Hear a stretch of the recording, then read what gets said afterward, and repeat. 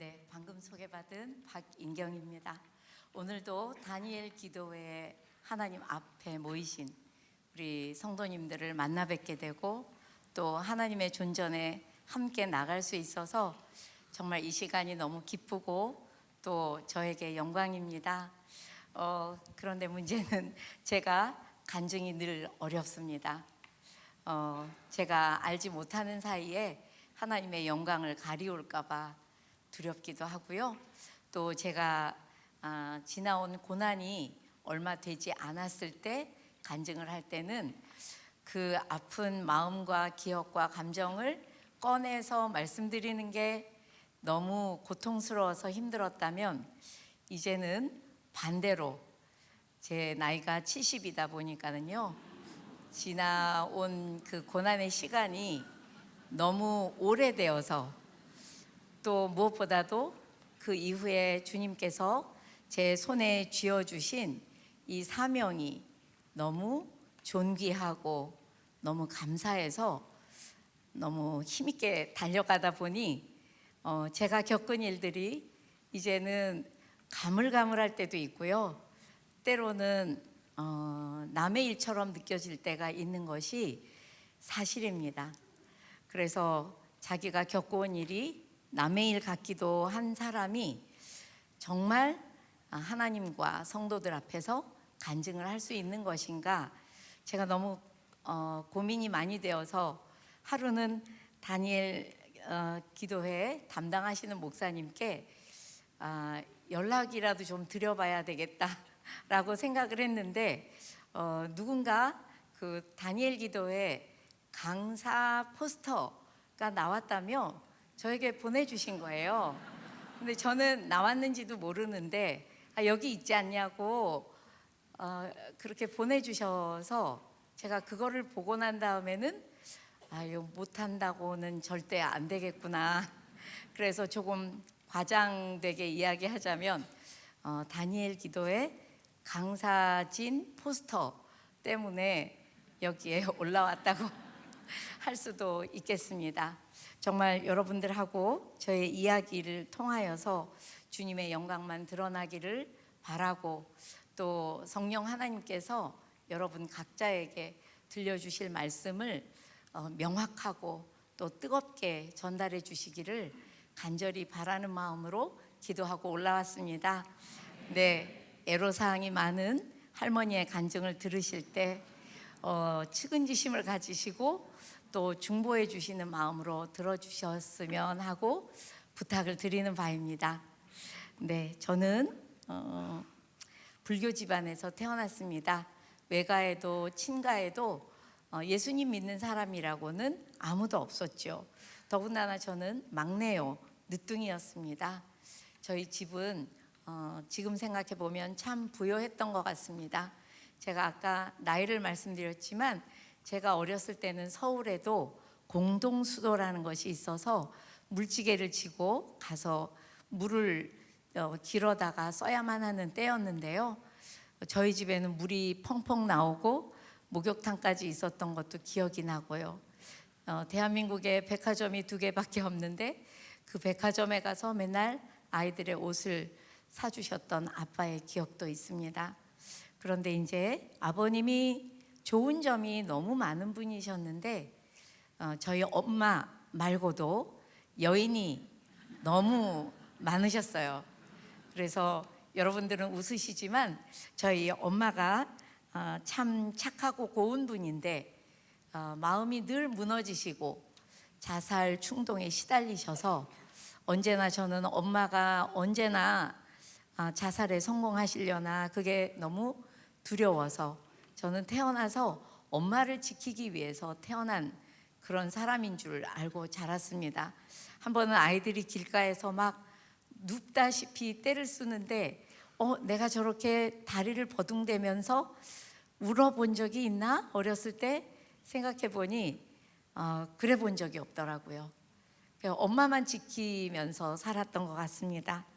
아버지가 저를 막내라고 엄청 사랑하셨고 저도 아버지가 사랑하는 마음이, 아버지를 사랑하는 마음이 제 안에 있음에도 불구하고 아버지가 원망스럽고 남자들이 밉고 또 그래서 결혼은 절대 하지 말아야지라고 생각을 하고 자랐습니다. 그러다가 저희 아버님이 사기를 당하시면서 저희 집이 가세가 기울기 시작했습니다. 저희 집이 얼마나 가세가 많이 기울었는지 저희 집 하나 남은 게 뭐 좋은 동네에서 싼 동네, 큰 집에서 작은 집, 작은 집에서 독채 전세, 독채 전세에서 2층 전세, 정말 어떻게 설명할 수 없을 만큼 가난하게 그렇게 살게 되었습니다. 그러면서 정말 이제 저는 대학을 좀 가봐야 되겠는데 등록금이 전혀 없는 거죠. 그래서 등록금이 싼 정도가 아니라 제가 교대를 다닐 때는 나라에서 학생들에게 돈을 주었어요. 되게 큰 돈을 주었는데 돈을 준다길래 교대를 가게 되었고 그것도 이제 차비 들지 않는 동네에 있는 교대를 가게 되었습니다.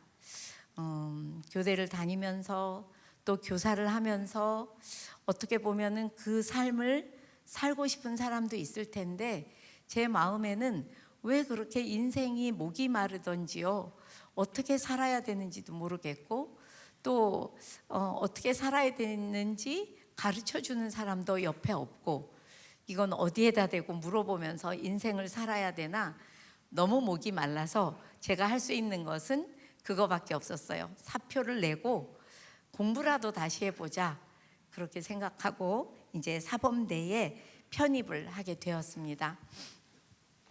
이제 그 편입을 하게 하신 분이 하나님이셨다는 것을 얼마 안 지나서 알았죠. 4학년 때가 되었는데 온 나라가 막 계엄 선포를 하고 난리를 치고 있을 때인데 하나 둘 세 사람이 저를 뺑 둘러싸고 서로 약속이나 한 듯이 저를 전도하기 시작했어요. 저는 처음 받는 전도라 정말 너무 당황스러웠는데요.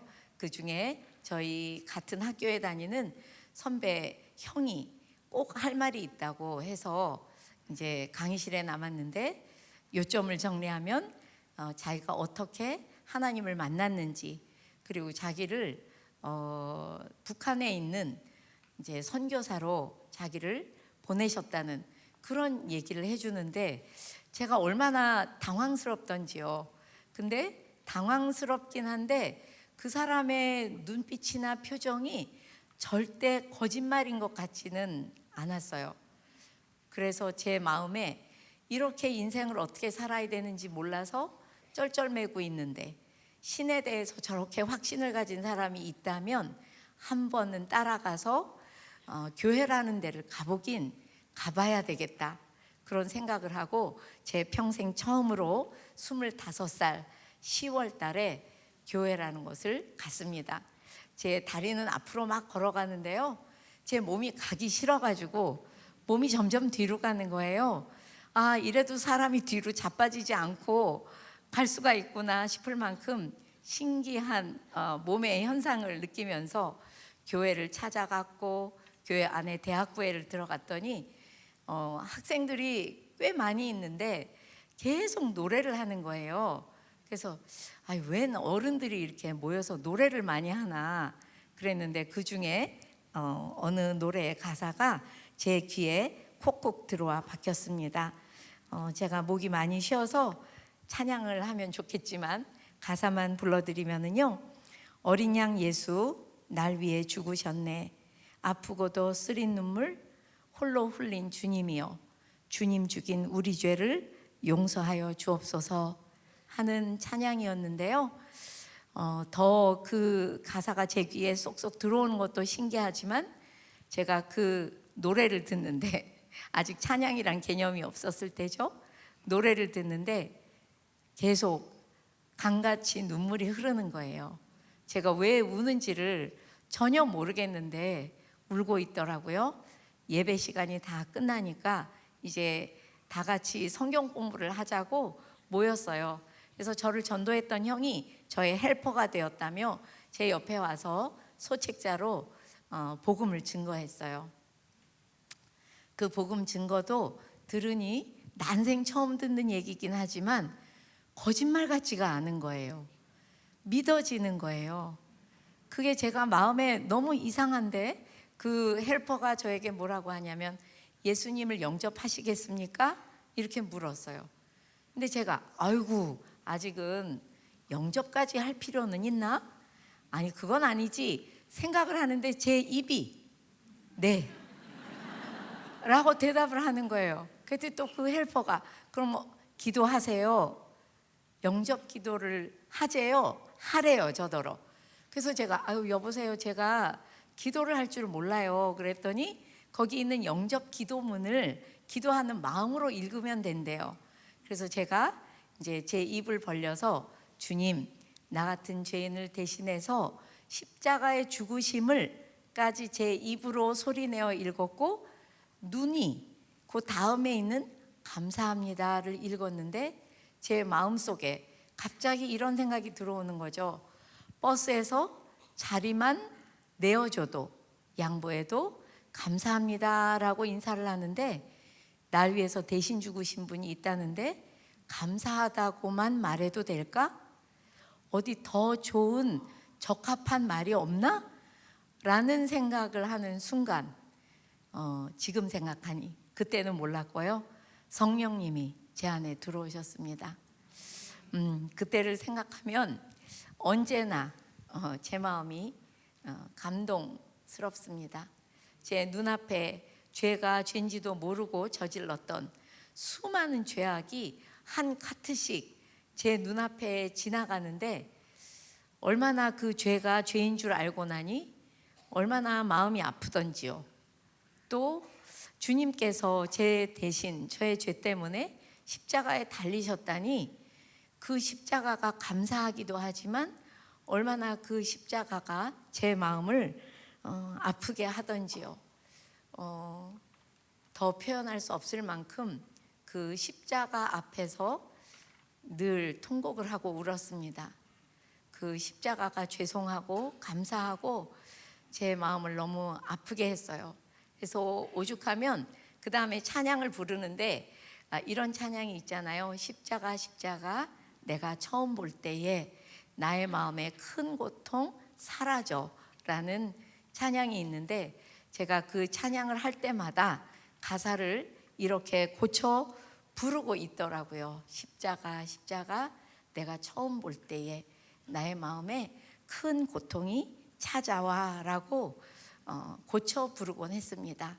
날 위해서 달리신 십자가, 내가 못 박은 주님의 십자가, 그곳에서 치루신 고난과 사랑이 제 모든 감정과 생각과 행동과 가치관을 다 뒤덮어버리는, 그야말로 덮어쓰기를 하는 그런 제가 되었습니다.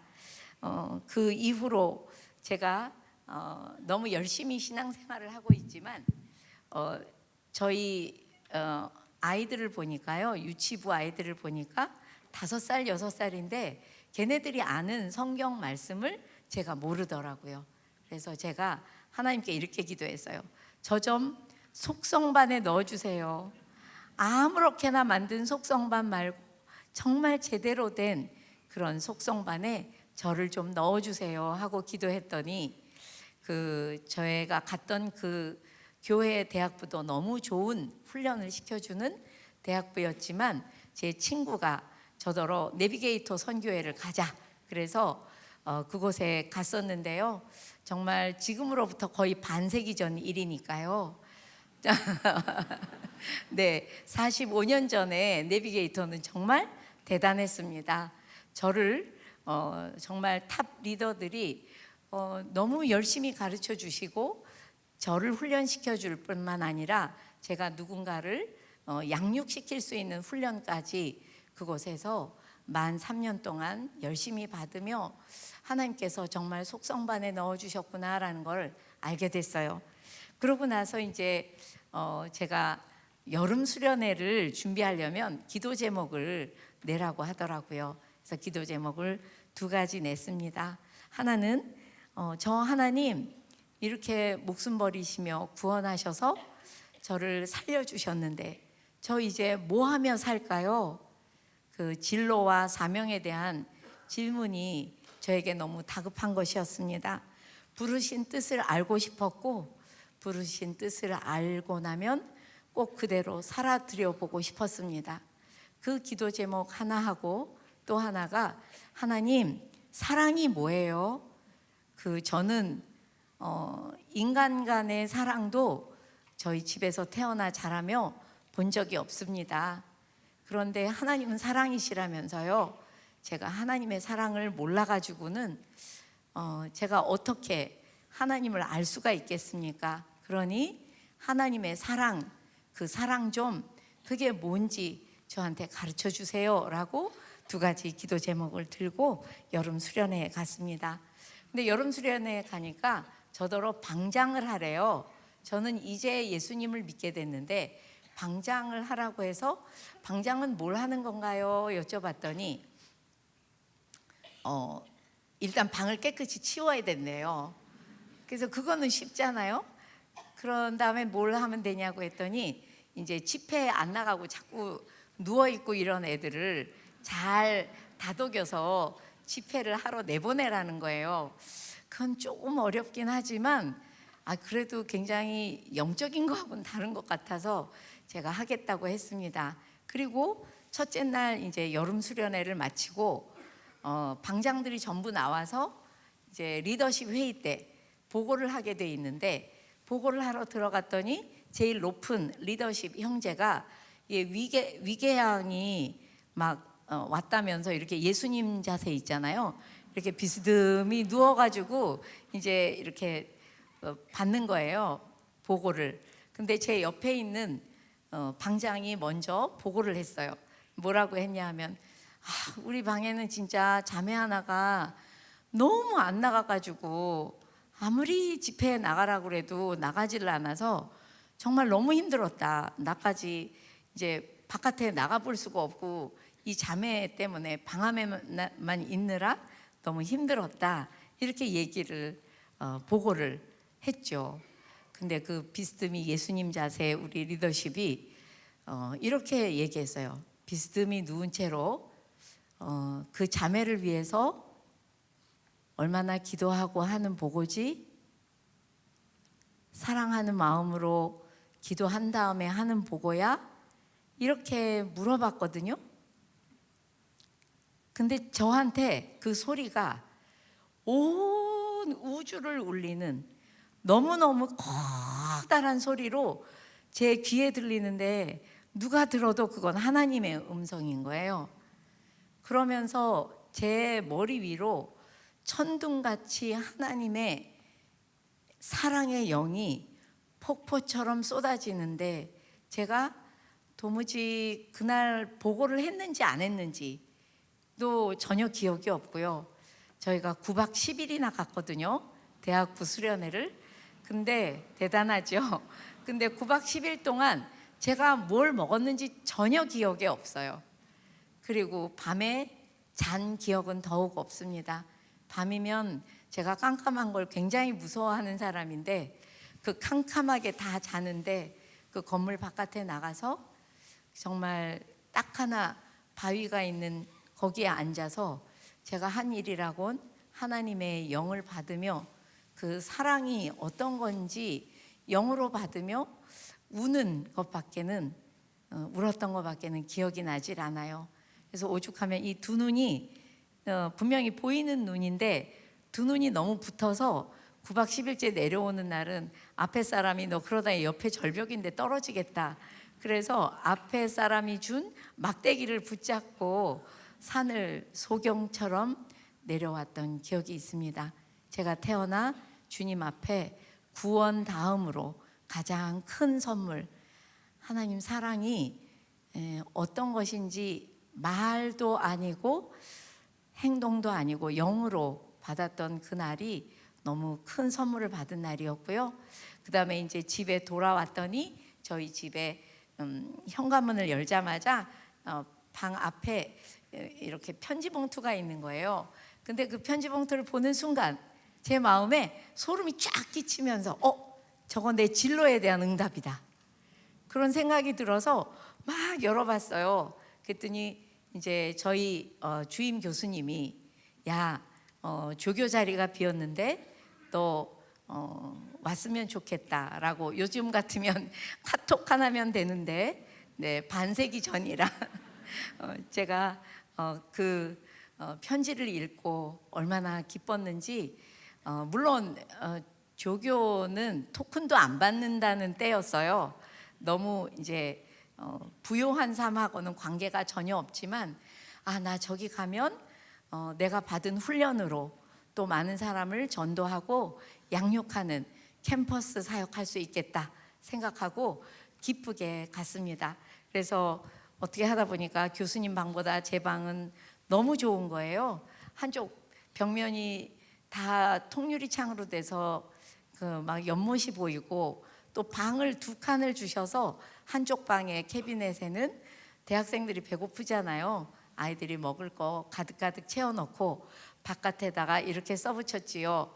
하나님에 대해서, 성경에 대해서, 예수 그리스도에 대해서 알고 싶은 분, 그리고 인생이 뭔지 몰라서 힘든 사람들 박조교에게 문의하시기 바랍니다. 괄호 열고 먹을 것도 많아요. 뭐 이렇게 써놓고 이제 학생들을 전도하고 제 마음껏 양육하고 만 6년을 캠퍼스 사역을 했습니다. 지금 생각해 보면 그 중에 참 아름답고 예쁜 자매가 있었는데요. 저에게는 정말 최고의 제자였는데, 그 자매가 하나님 은혜로 저희 오빠의 아내가 되고 저의 올케가 되어서 정말 예수님 믿는 사람이라고는 없는 저희 집에 제가 천군 만마를 얻은 것처럼 저와 동역하는 그런 너무 귀한 올케도 얻는 수학도 있었습니다. 네, 그렇게 이제 제가 살다 보니까 벌써 예수님 믿은 지 5년이 지나 6년이 돼 가는 거예요. 그랬더니 제 나이가 30이 넘어 31가 되는데, 여러분 반세기 전이라고 했죠? 요즘 사람들 한 42살쯤 된 거나 마찬가지예요. 엄청난 노처녀였죠. 그랬더니 저를 전도한 친구가 저에게 와서 이렇게 얘기했어요. 야, 너 결혼 기도해야 돼. 그래야 좋은 형제 만난대. 근데 지금 생각하니까 걔가 그때 자기도 결혼을 안 했을 때거든요. 저보다 훨씬 늦게 결혼을 했어요. 근데도 저한테 이 중요한 얘기를 와서 해주길래, 저를 위해서 기도를 되게 많이 해주던 친구니까 제가 그때부터 담임 목사님께 여쭤봤습니다. 목사님, 저 결혼 기도해야 되겠는데 어떤 기도를 하나님은 좋아하실까요? 그랬더니, 네가 하나님을 이겨먹으려고만 안 하면 너의 소원을 간절히 아뢰며 금식하며 기도해라 그러셔서, 제가 몸이 되게 약했었는데 무조건 학교에다가 이제 휴가를 내고, 그리고는 이제 금식 기도를 하러 기도원에 올라갔습니다. 가서 제가 맨 먼저 그렇게 기도했죠. 하나님, 만약에 제가 결혼하는 것이 하나님의 뜻이 아니면 절대 결혼하지 않도록 저를 인도해 주십시오. 그런데 만약에 제가 결혼하는 것이 하나님의 뜻이라면, 우리의 모든 것은 하나님의 영광을 위해서 존재한다고 하셨으니 제가 외롭다고 아무하고나 결혼 안 할게요. 부디 하나님 영광 위해서 결혼할 테니 제가 그 사람, 그 남자와 만나서 사는 것만으로도 하나님의 영광이 드러날 만한 그런 믿음 좋은 형제, 다른 여자 주지 말고 저를 주세요라고 기도했어요. 그러면서 약간 이렇게 하나님한테 더 적극적으로 어필을 해야 될 것 같아서 제가 여기다 적었는데요. 제가 나이도 많아요, 하나님. 아빠도 돌아가셔서 엄마 혼자 계세요. 예수님 믿는 사람도 제 주위에 없어요. 저를 위해서 기도해 줄 사람이 거의 없어요. 그러니까 하나님께서 어디서 데려다가 저한테 주시기 전에는 저는 하나님의 뜻이 결혼하는 거라도 결혼 못할 것 같아요.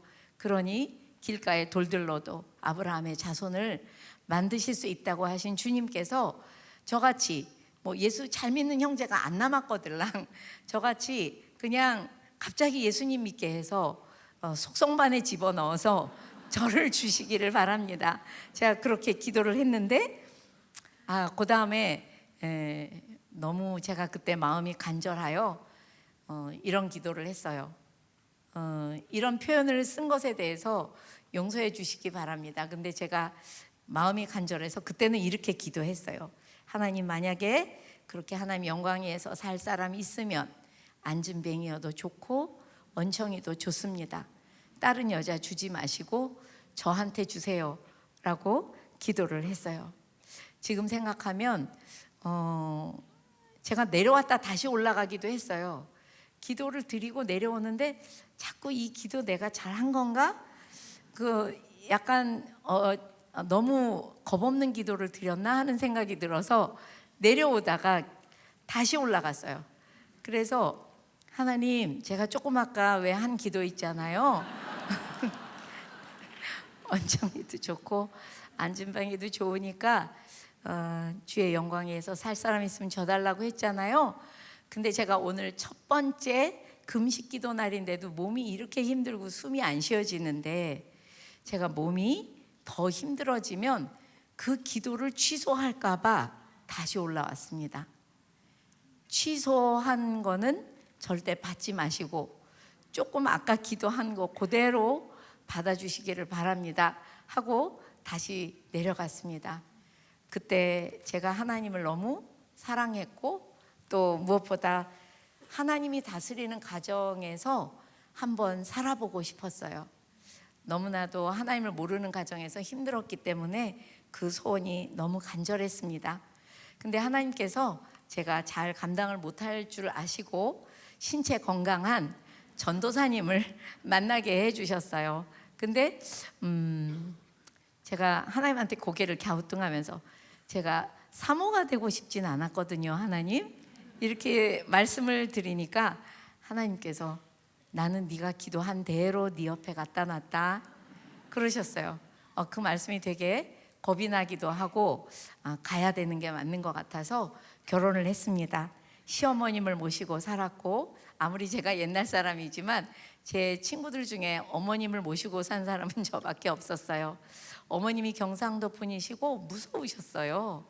그런 어머님을 모시고 살고 남편을 잘 섬기려고 말씀대로 제 머리이니까요, 정말 잘 섬기며 살았습니다. 딴 거보다 제 안에 있는 하나님의 사랑이 저를 강권하셔서 제가 어머님을 모시며 그런 생각이 들었어요. 평생 가난하셨거든요. 부디 우리 어머님 돌아가실 때, 야야, 내가 니하고 살 때가 참말로 행복했다, 그 얘기를 너무 들어보고 싶었고요. 남편도 머리가 하얘서 저와 헤어질 때 내가 당신 때문에 너무 행복했다고 말하게 하는 게 제 목표였습니다. 그렇게 목표를 갖고 사니 행복했죠.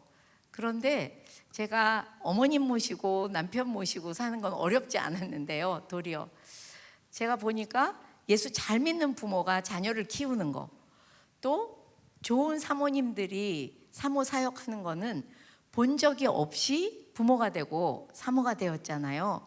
그래서 제가 얼마나 그게 눈앞이 캄캄하고 답답하던지 기도를 많이 했습니다. 하나님, 맨날 찔찔 짜고 우는 것밖에 할 게 없어서 저 어떻게 하는 게 하나님을 사랑하는 부모가 자녀를 키우는 건지 몰라요. 가르쳐 주세요, 하나님. 하나님이 참 싫다 하시지도 않고 시시콜콜 가르쳐 주셔서 또 그것으로 제가 먼저 배우고 제 자녀를 키우고 또 사모 생활을 근근히 해갈 수 있었습니다. 근데 이제 문제는 남편이 담임 목사가 되어서 이제 담임 목사가 된 지 14일이 된 날이에요. 그날 이제 부임한 지 14일이 되었고, 그날 대신방이 시작되는 날이었는데요.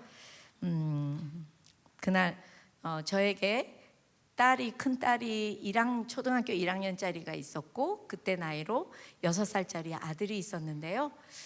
아들이 이제 아빠가 옛날에 이제 부목사로 일할 때 교회에는 선교원이 있었는데, 이제 이쪽 아빠가 담임 목사로 온 교회 아직 선교원이 없는 거예요. 그러니까 애가 너무 심심해가지고 엄마 나 태권도 학원에 보내주세요. 그래서 동네에 있는 태권도 학원을 보내줬거든요.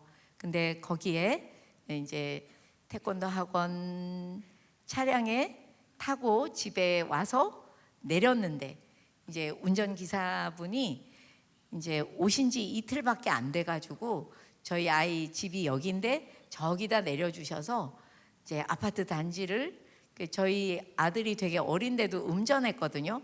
그러니까 이렇게 쭉 대각선으로 걸어오지도 않고 이렇게 화단을 따라서 걸어왔는데 이 차가 후진을 하면서 저희 아이를 치운 거죠.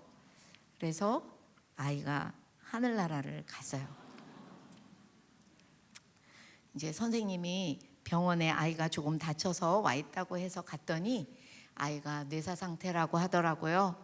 더 큰 병원을 갔지만 뇌사 상태라는 거예요. 제가 아까 말씀드렸죠? 너무 이 말을 꺼내기가 힘든 때도 있었는데 지금은 가물가물할 때가 있어요. 제가 얼마나 고통스러웠는지. 그래서 제 책 사모 면허에 쓴 그때의 감정을 한번 읽어봐 드리는 게 나을 것 같습니다. 아이를 잃어버린 것도 고통스러웠지만 시간이 지날수록 아이를 향해 가졌던 사랑의 감정과 꿈까지 잃어버려야 하는 것이 더더욱 고통스러웠다. 그 아이가 없는데 아무 일도 없다는 듯 아침이면 해가 뜨고 저녁이면 달과 별이 떴다. 다시 아침이면 버스가 다니고 동네 아이들은 제잘되고 있었다. 나에게 아들이 없는 세상은 아무런 의미가 없고 모든 것이 빛을 잃어서 아침이나 밤이나 캄캄한데 세상은 야속하리만큼 아이만 지우개로 지워낸 듯 그대로였다. 나는 그 처절한 고통 속에서 비로소 한 영혼이 천하보다 귀하다라는 하나님의 말씀이 어떤 말씀인지를 알게 되었다. 아들이 없는 나에게 온 천하가 아무 의미가 없는 것처럼 하나님에게 한 영혼은 천하보다도 중한 무게인 것을 십자가의 사랑에 가슴 절절히 감동하고 감사하며 알고 있는 줄만 알았던 그 말씀을 실은 머리로만 알고 있었음을 깨닫게 되었다. 아들을 잃고 나니 한 영혼이 천하보다 더 귀하다는 그 말씀이 살아서 나의 온 몸과 세포 하나하나 속으로 아프게 파고 들어와 살아있는 말씀이 되고 실존이 되었다. 제가 너무 이제 힘들었던 시절에는 계속 그냥 누워 있었던 것 같아요. 근데 하루는 장로님들께서 바깥에 오셔서 하시는 말씀을 제가 안방에 누워서 들었는데 외국에 한 1년만 나갔다 오시면 어떻겠냐, 저대로 사모님이 견딜 수 있을 것 같지가 않다, 이렇게 얘기를 하시는 것을 제가 이제 누워서 들었단 말이에요. 근데 그 말을 듣는 순간, 장로님 말씀을 듣는 순간, 내가 사모였지? 이 교회에 온 지 우리 아직 한 달이 안 됐지? 그제서야 제가 여기가 어디고 왜 와 있는지가 생각이 나가지고요. 제가 얼마나 누워서 귀신 형용을 하고 있었겠어요.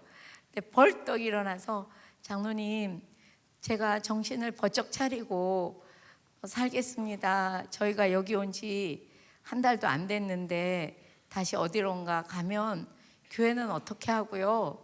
제가 정신을 번쩍 차릴게요. 그렇게 제가 나가서 말씀을 드리면서 남편이 더 놀랐죠. 정말 당신 괜찮겠냐고. 그러면서 그 다음 주일부터 교회 특세가 시작이 되었습니다. 특세를 시작을 해서 남편과 제가 기도하러 나가면 항상 하나님께서 그 성도들을 향한 하나님의 사랑을 저희들 머리 위에 정말 폭포처럼 부어주셨어요. 그래서 정말 천하보다 귀한 그 한 영혼이 저희들 부부 앞에 성도라는 이름으로 걸어 다니는 것을 보면서 그들한테서 하나님의 사랑을 읽을 수가 있었어요. 여러분들이 이해가 되실지 믿어지실지 모르겠지만 아들을 잃어서 너무 고통스러운데 성도를 보면서 너무 행복하고 그들을 바라보는 것만으로도 저희들이 행복한 목사요 사모일 수 있었습니다. 물론 성도들을 눈에 넣어도 아프지 않을 성도들이 대부분이지만 가끔 목사님이나 사모의 눈을 콕콕 찌르는 성도들도 있거든요. 그런데 참 제가 지금 생각해도 감사한 것은 제 안에 그런 마음이 들더라고요. 사모인 내가 알 수 없는 저 사람의 과거가 얼마나 모질고 팍팍하고 힘들었으면 저렇게밖에 표현을 못할까, 저렇게밖에 사랑해달라는 표현을 저렇게밖에 못할 만큼 얼마나 힘들게 살았을까 생각하면 이제 제가 가끔 몸이 약해서 새벽 기도를 빼먹을 때가 있거든요. 그러면은 그날 밤에는 꼭 이제 기도 시간을 채우러 밤 기도를 가지요. 밤 기도를 가서 사람들이 없으니까 그 성도를 위해서, 눈을 콕콕 찌르는 성도를 위해서 기도하면 아니나 다를까 제가 알지 못한 그 사람의 과거의 아픔이 어떤 것인지 상상할 수 없을 만큼 그 사람이 어렸을 때 울었을 것 같은 정말 너무 오열과 통곡이 나올 때가 참 많았고, 그 울음을 제가 대신 울고 나면 얼마나 사랑스러워 보이고 안쓰러워 보이고 정말 더 많이 기도해 줘야 되겠다 하는 생각으로 살 수가 있었습니다. 지금 생각하면은 오직 하나님의 은혜로만 있을 수 있는 일이었던 것 같습니다. 근데 그렇게 행복하게 그러니까 제가 생각할 때 참 목회가 어려운 건데 저희는 아들을 이름으로 도리어 목회가 참 행복하고 감사할 수 있었던 것 같아요. 그렇게 남편이 행복하게 목회를 하고 있었는데 이제 건강했던 남편이 56세 때, 그러니까는 아들을 잃어버린 지 만 18년 만에 갑자기 저보다 10배는 더 건강했던 그 사람이 심장마비로 하나님 곁으로 떠났어요. 아들을 잃어버릴 때는 생사를 찢어내는 것 같이 아팠다면 남편을 잃고 나니까 그냥 하늘이 무너져 버린 것 같고, 집에 앉아 있으면은 지붕이 없는 집에 제가 사는 것 같은, 무엇보다 남편이 너무 좋은 사람이었어서 되게 많이 그리웠어요. 그래서 그 그리움과 싸우는 게 제일 많이 힘들었던 것 같습니다. 아울러서 모든 걸 교회에서 결정해 주시고 아니면 남편이 결정하던 것을 저 혼자 아이들을 키우며 결정해야 되는 일들이 정말 저에겐 너무 어려웠습니다. 그 아이들 이제 교회에 좋은 후임 목사님이 오신다는 걸 알고 이제 제가 아이들을 데리고 가장 먼 곳으로 이사를 했죠.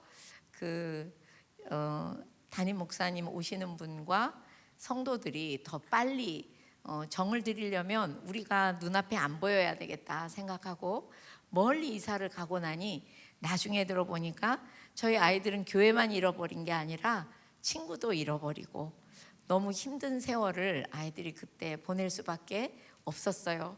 저 역시 여러분들이 들으면 야 그건 무슨 말이냐 하시겠지만 남편이 죽었어도 제가 그 교회를 다닐 수만 있다면 훨씬 잘 견딜 수 있을 것 같았어요. 그 교회에 가고 그 교회 갔더니 그 담임 목사님만 있어도 그 사모님과 담임 목사님이 저를 위로해 주기만 해도 지금보다는 살겠는데, 남편이 하늘나라 가고 나니 교회도 없어지고 담임 목사님도 없어지고 동네도 없어지고 성도들도 다시 볼 수 없고 그 시간이 얼마나 괴로웠는지 모릅니다. 그렇게 제가 남편의 장례식을 치르는데 저를 아까 전도해서 왜 결혼기도 해야 된다고 했다던 친구가 기도를 많이 하는 친구니까 장례식에 와서 이제 하나님한테 막 기도를 쏟아내다가 하나님의 음성을 들었다며 저에게 이제 메일로 잘 써서 보내주었어요. 근데 걔가 그렇게 써줬어요. 손 목사는 그 사명을 다 마쳤다. 그리고 네 친구는 염려하지 마라. 이렇게 이야기하셨다는 거예요, 하나님께서. 근데 제가 맨 먼저 그 메일 글을 읽고 무슨 생각이 드냐 하면, 아우, 그 좋은 남편이자 그 좋은 목회자를 그렇게 사명을 빨리 끝내시다니 야속하다, 그런 마음이 한켠으로 들었고, 또 한켠으로 어떤 생각이 들었냐면, 그 사람 사명이 다 끝나서 이 땅에서 데려가셨다면 나는 여기다 살려놓으신 거 보면 이 땅에 아직도 나에게 남아있는 사명이 있다는 말씀이구나 라고 들었어요. 그래서 정말 그때 그 음성을 듣고 제가 이를 악물고 살았죠.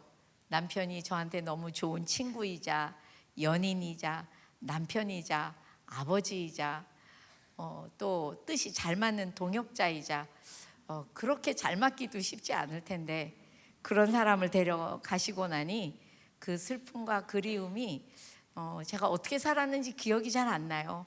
항상 30 몇 킬로, 키도 작지만 30 몇 킬로 밖에 나가지 않는 체중을 가지고 길을 걸어 다니기도 힘들었습니다.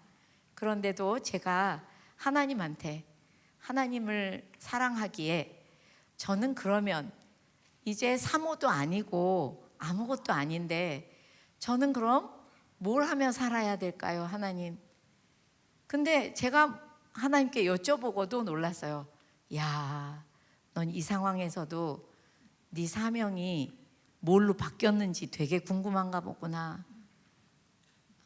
그런 생각을 한 적이 있습니다. 정말 제가 아무것도 할 줄 모르는 사람이었죠.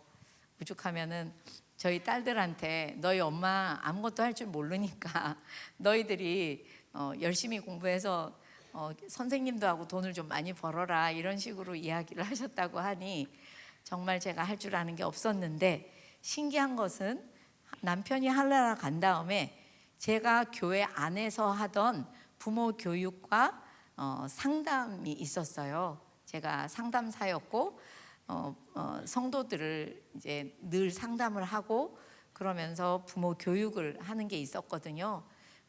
의사소통 기술 훈련이라는 것들을 제가 배워서 너무 좋았기에 또 이제 성도들한테 안내를 해드렸는데, 남편이 하늘나라 가자마자 지인들을 통해서 이제 교회 안에서 하던 걸 교회 바깥에 나와서 좀 했으면 좋겠다 하는 그런 이야기들이 계속 들려왔습니다.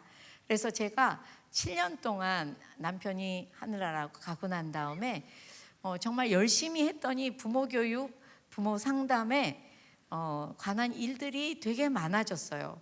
그래서 그때는 예수 안 믿는 분들, 예수님 모르시는 분들을 학교에서, 병원에서, 문화원에서 부모 교육을 하기 시작했습니다.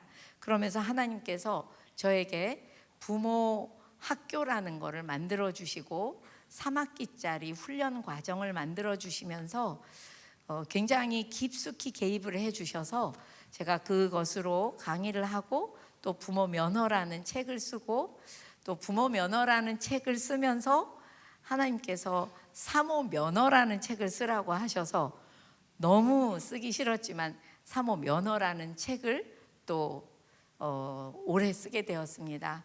그래서 지금은 부모 학교를 계속 이제 훈련 과정으로 진행하면서 강의를 또 하기도 하고요. 내년 1월부터는 사모 학교와 사모 컨퍼런스를 진행하게 되었습니다. 머리 나쁜 제 머리에서 나온 건 전혀 없고요. 하나님께서 끊임없이 생각을 주시고 인도해 주셨습니다. 이 일을 제가 어떻게 혼자 계속 하겠습니까? 그래서 내년 후반부부터는 이제 평신도 부모학교 인도자 과정, 또 사모님들 대상으로 하는 부모학교 인도자 과정을 이제 설강을 해서 제가 아닌 다른 분들도 하실 수 있도록 돕는 역할을 하는 것이 또 하나님 뜻이라는 것을 알게 되었습니다. 제가 남편을 잃고 아들을 잃었을 때 부끄럽게도 굉장히 빨리 따라가고 싶었어요. 근데 하나님의 사명을 제 손에 꼭 쥐고 나니 오래 살고 싶어졌습니다. 하나님, 제가 살아있는 동안 건강하다면 이 사명 끝까지 잘 감당하고 하나님의 무너진 정원이 있다면 수축하고 그렇게 일하다가 하나님 앞에 가고 싶습니다. 그렇게 기도를 하게 되었고요.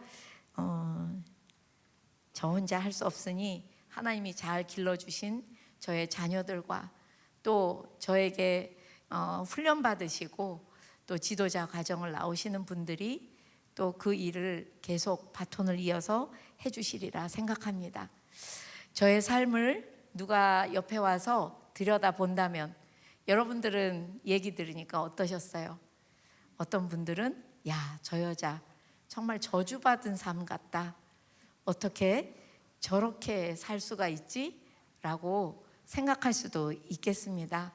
그렇지만 저에게 제가 걸어온 길은 하나님께서 저를 향한 부르심의 여정이고 영광스러운 사명의 길이라고 저는 확신합니다.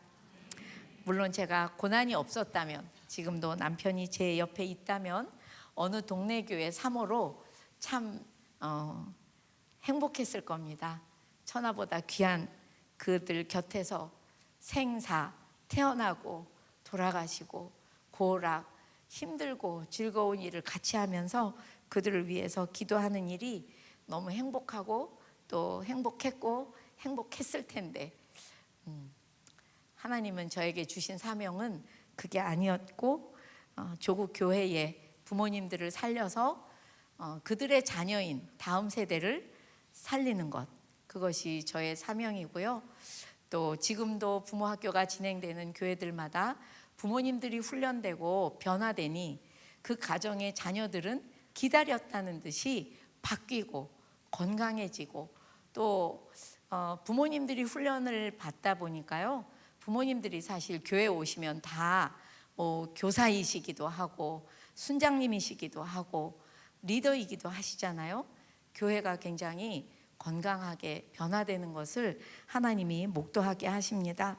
그래서 이제 저에게는 하나 내년부터는 더 하여져서 조국교회 사모님들을 잘 살려드리고 도와드려서 목회자의 가정이 먼저 건강하고 행복하고 그 안에 하나님의 참 좋고 뜨거운 영이 목회자 가정에만 있는 것이 아니라 성도들의 가정으로 또 교회로 그 영이 흘러갈 수 있게 하는 것, 또 무엇보다도 할 수만 있다면 사모님들이 그 교회 사모님들이 그 교회 부모님들을 도와서 부모님들이 사모님들이 각자 도우시고 상담해 주시고 또 강의도 해 주시고 이럴 수 있도록 사모님들을 돕는 것, 그것이 제게 주신 사명인지를 이제 알게 되었습니다. 여러분들은 어떠십니까? 저는 이만큼 살아보니 하나님 안에서 의미 없는 고난은 없더라고요. 그래서 부디 고난을 만나셨을 때 하나님을 원망하지 마시고 제가 제 고난과 상처를 통해서 어떤 일을 어디서 어떻게 하기를 원하십니까? 라고 물으셔야 할 거라고 생각합니다. 분명히 저하고는 다르지만 여러분에게도 크고 작은 고난이 눈물이 있으실 겁니다. 그렇죠?